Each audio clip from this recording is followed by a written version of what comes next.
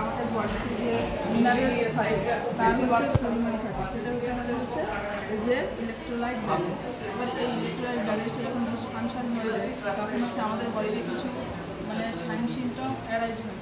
সেই সাইন সিমটমগুলো হলো যে হাইপোন্যাট্রিমিয়া, হাইপারন্যাট্রিমিয়া, হাইপোগ্লাইসেমিয়া, হাইপারগ্লাইসেমিয়া। এগুলো কিসের জন্য হচ্ছে? কজেসগুলো হচ্ছে যে ডিহাইড্রেশন বা হচ্ছে যে কোনো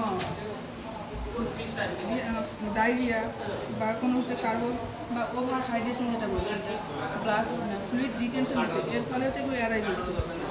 তো অ্যারাইজ হচ্ছে সেই স্পেসিফিক কন্ডিশনগুলো আমি একটা করে বলে দিচ্ছি, এখানে যে আমি হয়ে গেছি হাইপারন্যাট্রিমিয়া, ল্যাক অফ সোডিয়াম, সোডিয়ামের পরিমাণ যখন আমাদের বডিতে কমে যাচ্ছে, যে আমাদের সিরাম ব্লাড গ্লুকোজ আছে ওর লেভেল যাওয়া থাকে নর্মাল, ওর থেকে যখন কমে যাচ্ছে তখন কী বলছে হাইপারন্যাট্রিমিয়া, এক্সেসিভ অফ সোডিয়াম, যখন সোডিয়ামের পরিমাণ আমাদের বডিতে বেড়ে যাচ্ছে তখন বলছি হাইপারন্যাট্রিমিয়া। হাইপোগ্লাইসেমিয়া, এটা বেশিরভাগই দেখা যায় যে ডায়াবেটিস পেশেন্টের ক্ষেত্রে যে গ্লুকোজের পরিমাণটা কী হয়, কমে যায়।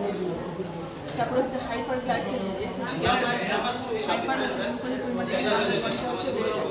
দেন হচ্ছে হাইপারক্যালেমিয়া, ল্যাক অফ পটাশিয়াম, পটাশিয়ামের পরিমাণটা যখন আমাদের বডিতে কমে যায় তখন হচ্ছে হাইপোক্যালেমিয়া আর হাইপারক্যালেমিয়া, মানে excessive of potassium in our body. যখন পটাশিয়ামের পরিমাণটা আমাদের হচ্ছে বডিতে বেড়ে যাচ্ছে, বেড়ে যাচ্ছে, এটা হচ্ছে হাইপারক্যালসিমিয়া, ল্যাক অফ ক্যালসিয়াম, ক্যালসিয়ামের পরিমাণ যখন কমে যাচ্ছে তখন আমাদের বডিতে দেখা যাচ্ছে সমস্যা। Hypercalcemia, excessive of calcium. Then হচ্ছে hypomagnesemia, loss of magnesium and hypermagnesemia, মানে এক্সেসিভ অফ ম্যাগনেসিয়াম। এগুলো হচ্ছে আমাদের বডিতে হচ্ছে কী হচ্ছে, অ্যারাইজ হচ্ছে জিনিসগুলো, এবং এগুলো ডিটেলস আমি পরে পড়াবো।